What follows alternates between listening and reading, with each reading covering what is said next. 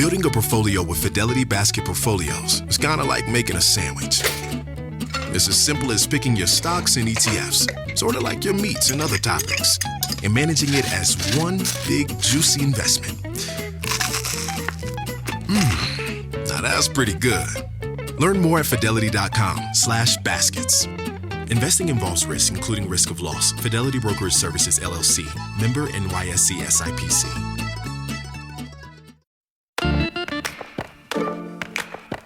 Last time on Damages, you heard a little bit about how wild rice got rights. It's part of who we are. It's one of those fundamental core pieces of our identity. We're part of that creation. Something had to give us substance. Something had to give us substance. And the agreement was we would remember. And I can look at water and see a spirit there. The unique case names wild rice, which is sacred in Ojibwe culture, as the lead plaintiff. The wild rice case was the first to be filed in tribal court in the U.S. A few non-native communities have also tried to work rights of nature into their laws. In Ohio, Toledo residents passed the Lake Erie Bill of Rights in 2019, for example. But it met with swift and severe backlash that ultimately led to the state of Ohio passing a preemptive ban on any rights of nature laws. In Pennsylvania, some townships have moved to adopt rights of nature into their government charters, but there too the opposition has been pretty fierce. We're going to get into the details of those stories a little later in this season, but today we're going to look at the U.S. more broadly and why it's so hard to integrate an idea like rights of nature into the American legal system, and why the idea is so terrifying to industry. Mr. Olson, are you taking the position that there is no difference in the First Amendment rights of an individual? A corporation, after all, is not endowed by its creator with inalienable rights. So, is there any distinction that Congress could draw between corporations and natural human beings for purposes of campaign finance? What the court has said in the First Amendment context is that corporations are persons entitled to protection under the First Amendment. Back in 2010, conservatives won a long-running campaign to grant corporations free speech. The Citizens United case was the final win in that long battle, with the Supreme Court granting First Amendment rights to corporations, including the right to political speech and to donate money anonymously. That one court decision has been credited with sparking a huge amount of dark money in politics, and it will probably come as no surprise to hear that a lot of the very same industries that fought so hard for corporate free speech are not at all into the idea of ecosystems having those rights. Welcome back to Damages. I'm Amy Westervelt.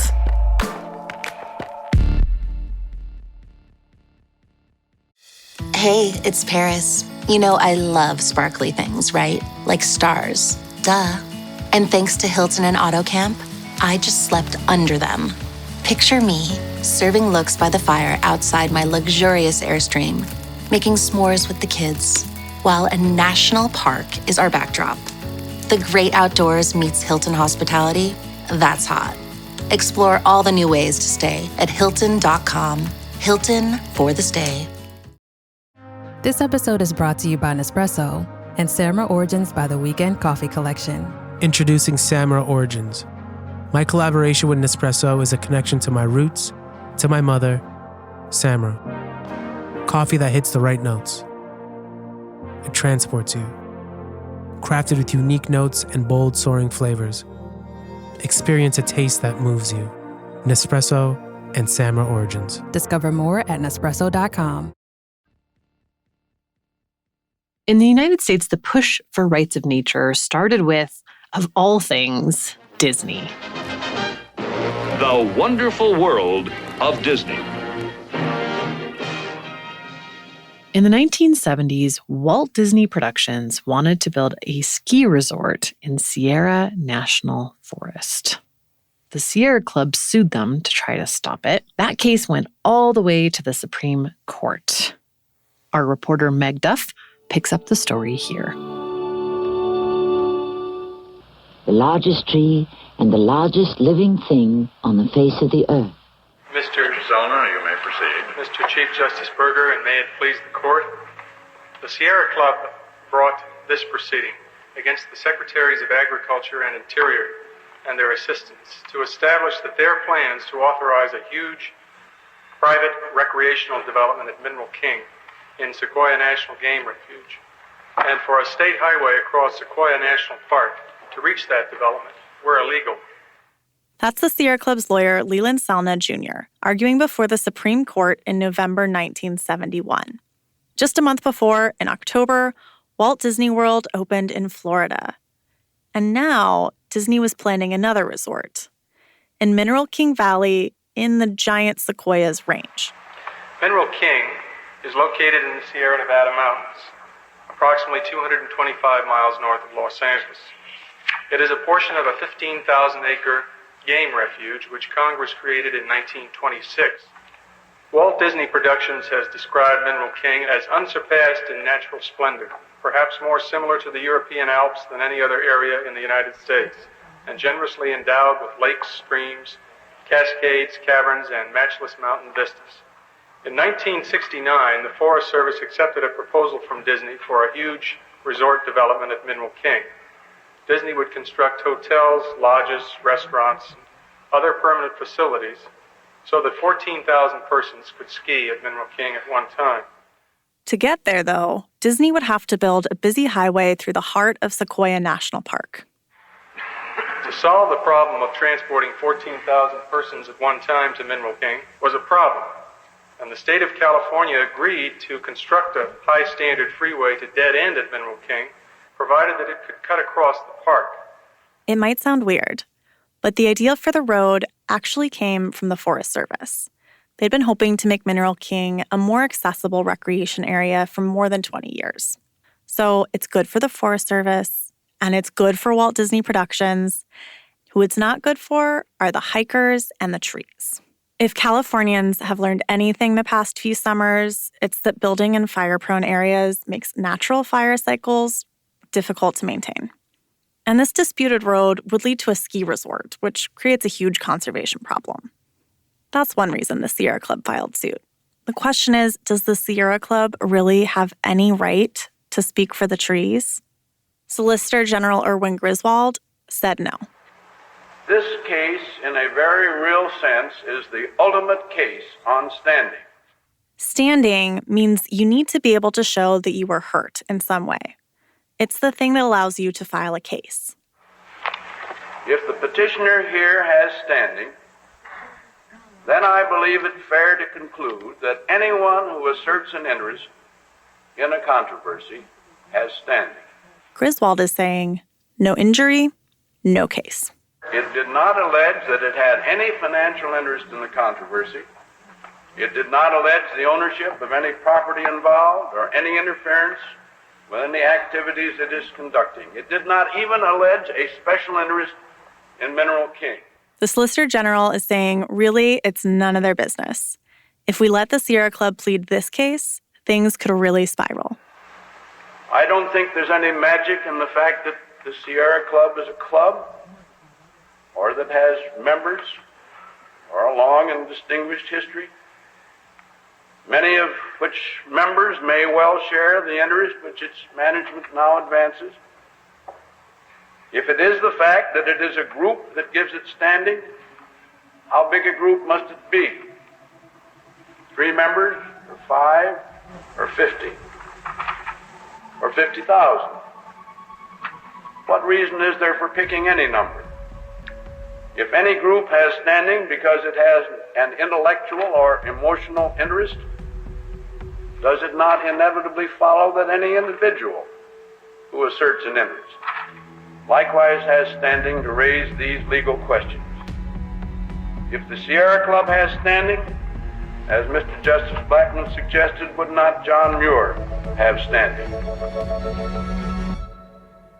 The odd thing about this thesis is it didn't come out of an environmental thinking, an environmental law class. The thesis initiated in a property class I was teaching. I was teaching the basic property class, the introductory property class, which is the class you can teach without knowing a lot of the technical details. Just 1 month before that Supreme Court argument, Christopher Stone was just a few hundred miles south of Sequoia National Park at the University of Southern California in Los Angeles, teaching his Intro to Property Law class. He was an environmental lawyer and law professor at the University of Southern California for over 50 years. He actually passed away last May, so I wasn't able to talk with him. But I was able to find a lecture he gave back in 1996. It was getting towards the end of the hour, and I was trying to think of what would a radically different consciousness that would be law-linked look like. And I said it would be where nature had rights, trees warming to it, rivers, and the place broke. It was pandemonium. End of the hour, thank goodness. The students were, no, this is like enough. And I walked out into the hall, and without exaggerating at all, I said to myself, I don't usually speak of myself in the third person. I said, Stone, what have you done now? What Stone had just done was question one of the most fundamental, taken-for-granted premises in Western law, that nature is property and that it exists to be used. The phrase is, whoever owns the soil, it is theirs, up to heaven and down to hell. Environmental sociologist Colin Jerolmack is an expert on the intersection of property rights and nature. And he says that in the U.S., this idea goes back to the colonial period.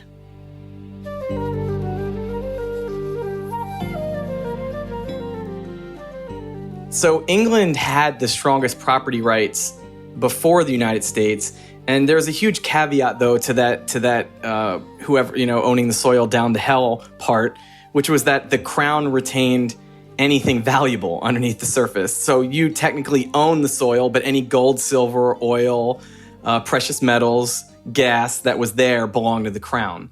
And so, the United States inherited property law as it inherited many other forms of law from England.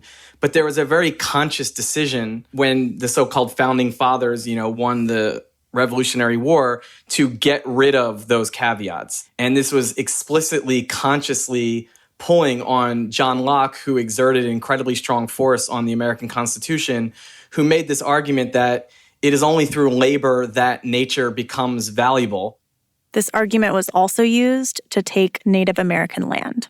Early Americans were afraid of the wilderness, and they said if we leave Indian peoples in ownership, they will just waste it as wilderness. That's Robert Miller. I'm a citizen of the Eastern Shawnee Tribe of Oklahoma, and I'm a professor at the Sandra Day O'Connor College of Law at Arizona State University. John Locke's theory was to put land to its best and highest use. And in American society, that seems to be make the most money off it as you can. Plunder it for its resources. If there's water, use it even if you use it up or befoul it. If there's oil or trees or minerals, it's strip mine it till you have it all and then leave it and walk away. And something I tell my classes more than ever, different cultures might see a different definition of the best and highest use. A native culture who's already lived here 1,000 years and hopes to live here for another 1,000 might be a little more in tune to preserving the waters, not cutting every tree, not killing every animal than would corporate America. When Stone said in his law school class that nature could have rights, he was echoing ways of thinking about the land that are not actually new. In doing so, he was rejecting centuries' worth of this colonial idea that nature only has value once humans have extracted value from it. The justification was Christianity and civilization, that God wanted European Christians to own these lands and that the Christian God intended that. And somehow Christian Europeans were superior to everyone around the world. That's the idea behind what's called the doctrine of discovery. It goes all the way back to the Crusades and says that land not owned by another Christian state, like land occupied by indigenous people, for example, or by Muslim or Jewish or Hindu or any non-Christian people, was up for grabs. In his college class, Stone was suggesting the opposite, that nature could have value in and of itself. He was saying something that goes against all of Western property law, that nature could be a subject rather than an object to be owned. Legal subjects can be injured. If you can be injured, you can get standing in court, and you can plead your own case. In traditional law, if there's an upstream or upriver polluter, a factory is polluting, and someone downriver, call them Jones, is suffering the effects of the pollution, Jones can bring a suit against the polluter. What would the law have to look like to correspond to a state of affairs in which the river had rights? I said, one, the suit would have to be brought or bringable in the name of the river. The river would be the plaintiff, not Jones. Secondly, it would be the damage to the river. And third, if relief were awarded, the relief would run to the river. Stone called the USC library to ask if any other cases like this had been brought before. They told him about the Sierra Club and the Disney ski resort. Stone realized that the Sierra Club didn't have standing. But what if Mineral King Valley itself did? What if instead of Sierra Club versus Morton, it was Mineral King versus Morton? Now remember, this is October 1971, and the Supreme Court is set to hear this case in November. So Stone only has 1 month to figure out a way to somehow smuggle this idea that nature could have rights into the court. And the arguments are already set. There's no way he can put this idea into the mouth of the Sierra Club's lawyer. His best bet is to get it straight to a judge. So Stone starts laying out the argument in an article for the USC Law Review, where it just might be read by Justice Douglas, the most liberal voice on the bench. Justice Douglas said, but why not just essentially follow Stone's position and let the Mineral King be the plaintiff? This should be called Mineral King against Department of Interior. But Justice Douglas wasn't writing the ruling. He was writing the dissent. The Sierra Club loses the case, although the ski resort never actually gets made and California rethinks the highway to nowhere. The important thing from Stone's point of view is that Justice Douglas writes a dissent. Now, this wild idea that nature could have her day in court is out in the world from the pen of the esteemed justice himself.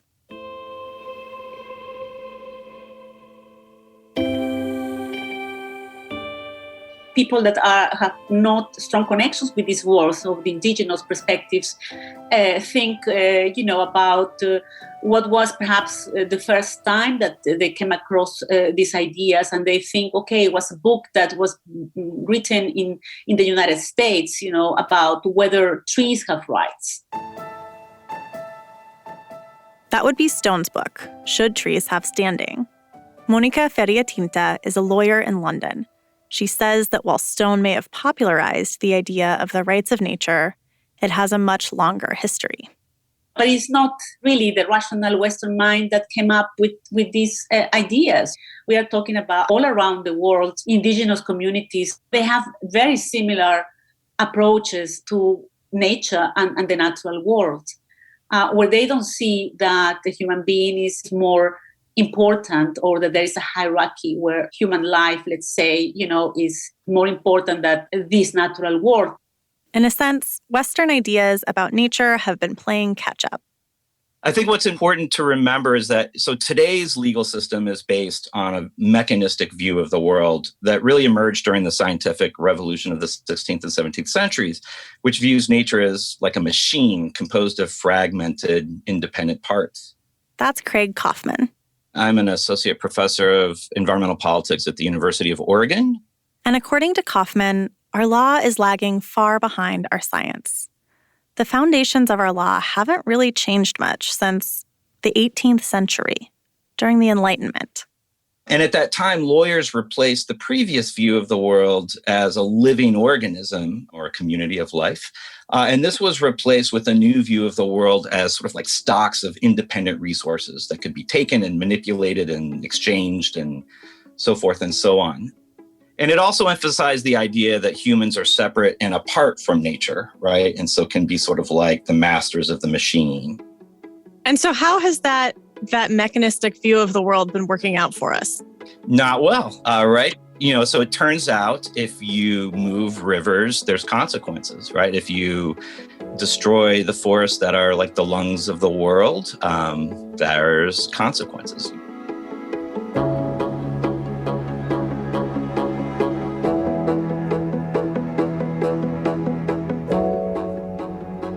Scientists now understand that the world is not really a collection of discrete parts, but rather it is a dynamic and fluid, interconnected community of life that's probably best understood in terms of patterns and relationships.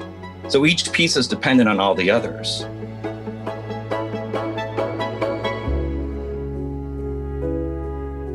Monica Ferriatinta told us that much of international human rights law came into being after World War II, but most environmental protections didn't start to come until the 60s and 70s, and the two didn't quite mesh.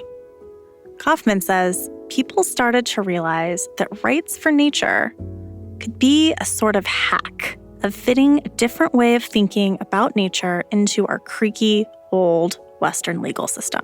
Exactly the kind of consciousness shift that Stone was proposing.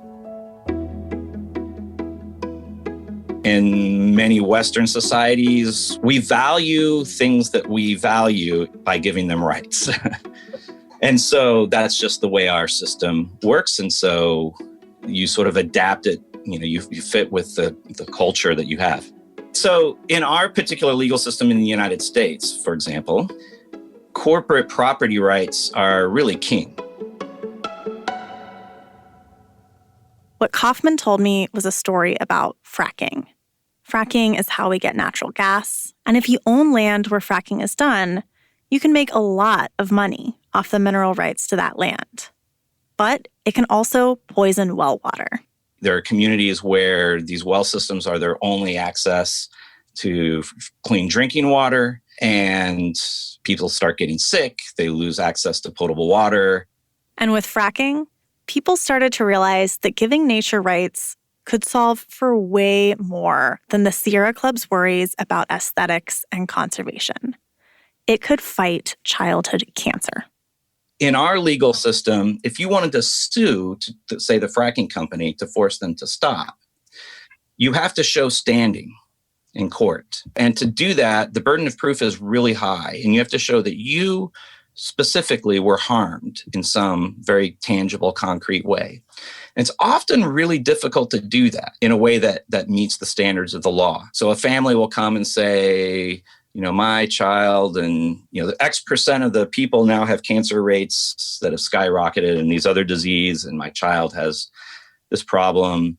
And the lawyer for the fracking company will say, well, how do we know that this problem was caused by the fracking wastewater? It could have been genetic. It could have been secondhand smoke. And it's virtually impossible to draw a direct line of causation. But scientifically, it's very easy to show the direct harm caused to the functioning of the watershed ecosystem by injecting this.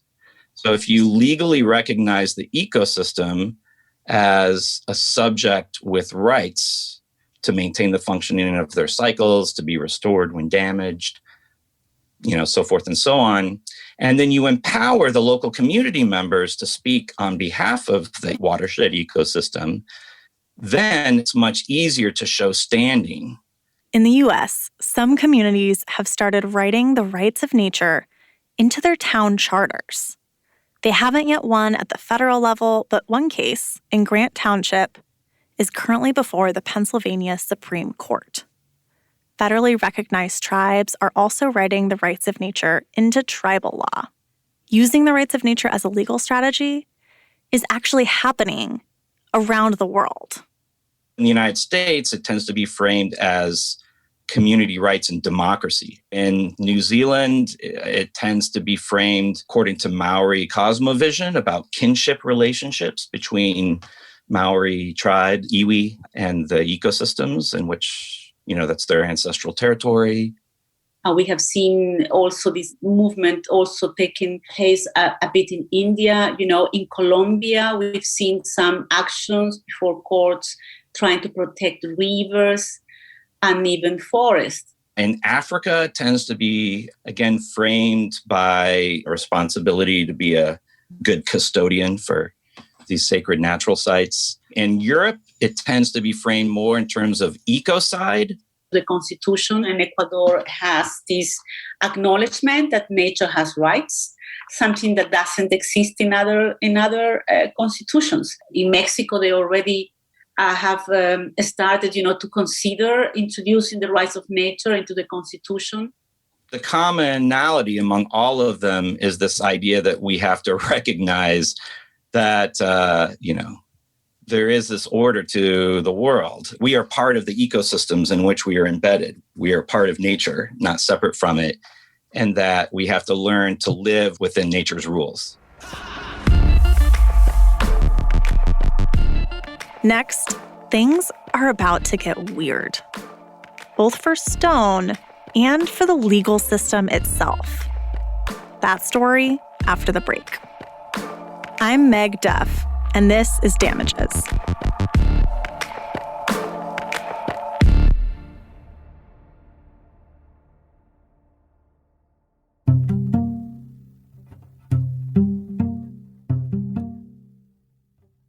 I had heard about rights of nature for a while, but right when I was starting to dig into it a little bit more, this great documentary came out. It's called Invisible Hand. It's the third film from directors Joshua Prabanik and Melissa Troutman and executive producer Mark Ruffalo. It's won 7 Best Documentary Awards and received laurels from 22 international film festivals. It's an excellent deep dive on the subject of rights of nature if you want to dig into it even more after listening to this series. I highly, highly recommend it.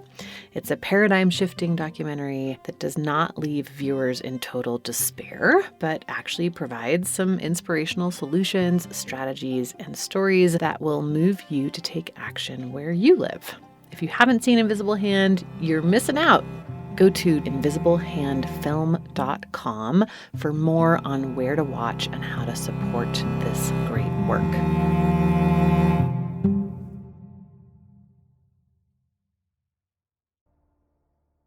First came the poetry, law poetry, published in the Journal of the American Bar Association. If Justice Douglas has his way, oh come not that dreadful day, we'll be sued by lakes and hills, seeking a redress of ills. Great mountain peaks of name prestigious will suddenly become litigious. Our brooks will babble in the courts, seeking real damages for torts.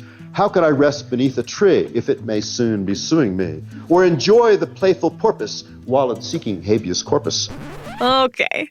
This poem was written by a lawyer named John Naff. Every beast within his paws will clutch in order to show cause. The courts, besieged on every hand, will crowd with suits by chunks of land. Ah, but vengeance will be sweet, since this must be a two-way street. I'll promptly sue my neighbor's tree for shedding all its leaves on me. Take that, tree huggers. If something has rights, shouldn't it also have responsibilities? In Western law, the idea of holding nature responsible is ridiculous. That's why contracts have that section waiving liability for acts of God, for nature's whims. But something about Stone's argument took hold. Suits began to come up around the country. And around the world. And sometimes they were even succeeding. But Stone was having second thoughts. See, he had been out to prove a point. His article had been about a legal question, a theory. It's a legal thesis about how we can fit non-humans into a legal system. His question was, could we? He argued that we could. But now that his argument was out in the world, there was a different question. Not could we, but should we? The problems are rich and wonderful. I mean, there are difficulties that make this harder than a lot of people who readily embraced it saw. And I was the more worried about this. For For example, suppose you have a nuclear plant that is warming a river because the cooling water runs through the nuclear plant and warms the river. What effect does this have on the ecosystem? Well, it raises the temperature of the water. Is this good or bad for nature? Well, of course, it immediately becomes a silly question, a difficult question. Some parts of nature that were thriving before don't do as well. Sea manatees, it turns out, love the higher temperature water. So how do you run this Stonian system with difficulty? Because you have a guardian for the manatees saying, this is fine, and a guardian for other parts of the ecosystem saying, what do you look to?